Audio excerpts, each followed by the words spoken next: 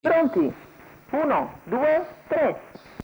Segnale valido con Ezechiela che cerca di mantenere il vantaggio dello steccato, ma all'esterno veloce Numero Spritz che 6, passa a Elodie condurre. Jack, La squalifica per Elodie Jack, è passato intanto Eld Spritz, che è anche il netto favorito, completa i primi 200 metri in 15,9, si trascina Ezechiela che sbaglia.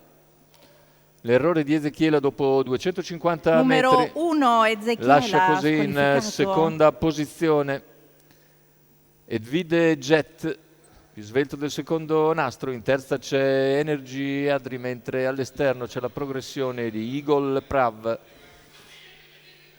Comando comunque il The Jet, che fa comunque discreta andatura dopo 400 in 31,1 sotto la minaccia di Eagle Prav. Spara un parziale in 15,6, 46,7 i primi 600 con Numero 2, Eagle Prav Energy che Adri, squalificato. cerca di accodarsi in seconda posizione.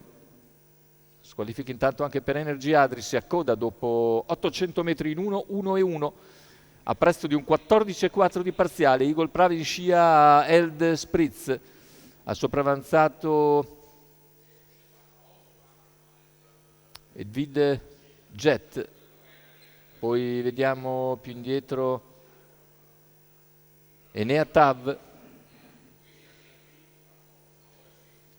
Intanto se n'è andato un chilometro in 1,16,7, sempre Eld a guidare.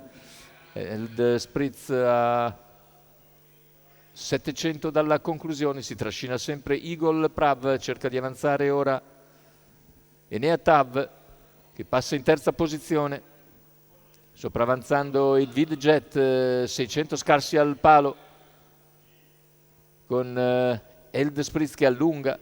In schiena c'è Eagle Prav, non progredisce più di tanto Enea Tav, 400 alla conclusione, un parziale ora in 14,6, mentre ha tentato la progressione anche Estelle Matto, ma inutilmente. Sposta a questo punto nuovamente Eagle Prav all'attacco di Eld Spritz a 150 dalla conclusione, l'errore di Eld Spritz, e così via libera per Eagle Prav, che nel finale si stacca per vincere nei confronti di Enea Tav.